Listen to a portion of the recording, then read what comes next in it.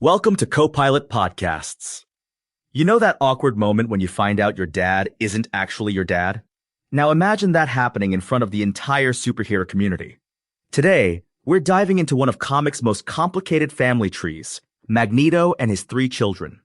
We'll unpack decades of retcons, revelations, and the real meaning of family in the Marvel Universe.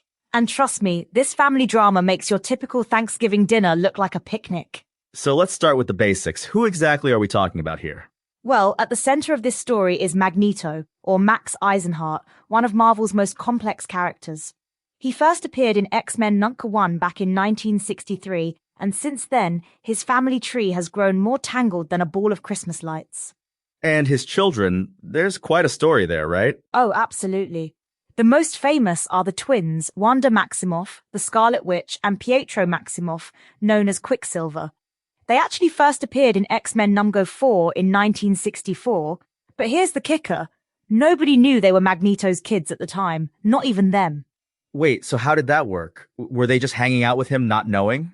Exactly. They were actually members of his Brotherhood of Evil Mutants, with Magneto basically being their boss, completely unaware of any family connection. That's awkward. And it gets more complicated. For years, they believed they were the children of a Romani couple, Django and Maria Maximoff.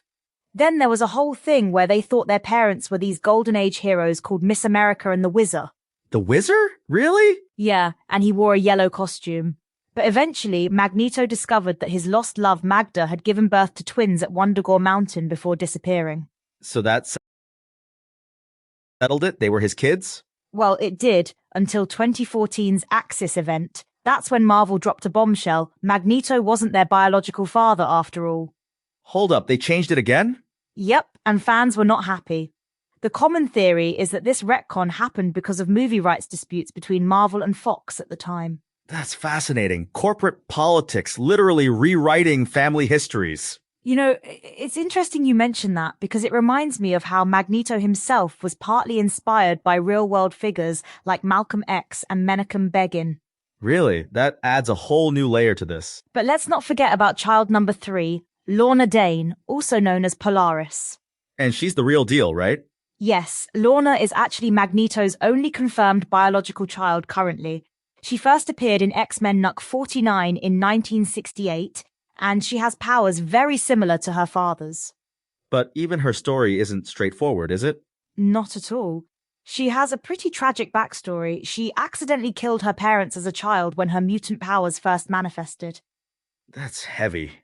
And interestingly, Magneto actually first posed as her father just to manipulate her into joining him, not knowing he really was her father. Talk about life imitating art. The truth about their relationship wasn't confirmed until 2003, about 35 years after her first appearance. Let's talk about the relationships between these siblings. Well, Wanda and Pietro are twins, so they've always been close, though they've had their share of conflicts. And their relationship with Magneto? That's complicated. Wanda and Magneto have managed to maintain a father-daughter relationship even after the revelation that they're not biologically related. So chosen family over biological ties? Exactly. But Pietro's relationship with Magneto is much more strained. Magneto actually murdered him after the House of M event. He what? Yeah, and even though Pietro was later resurrected, their relationship never recovered. I guess that would put a damper on Father's Day. And after the 2014 revelation that Magneto wasn't his biological father, Pietro basically wanted nothing to do with him anymore. What about Lorna's relationship with her siblings? That's interesting because she's technically their half-sister, or was, or maybe still is emotionally. It's complicated. You need a flowchart to keep track of all this. And recent comics have actually been hinting at potentially overturning that 2014 retcon. Really? Why now? Well, with Disney now owning Fox, those old movie rights issues are gone. Plus, fans have never really accepted the change. It's kind of like when they adjust the value of money in movies, right? Like that Austin Powers joke about $1 million being a huge sum. Exactly. Things change with time and context. And speaking of change, Magneto himself has evolved from a villain to an anti-hero to a legitimate superhero. That's quite a journey. And recently, he actually died during the AXE Judgment Day event, though he was later resurrected. Because comics. Right? And now Marvel is teasing an even greater emphasis on the Magneto family in upcoming stories.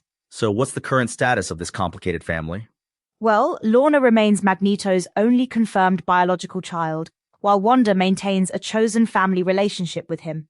And Pietro? Still keeping his distance, though recent comics show him receiving mysterious packages from Magneto.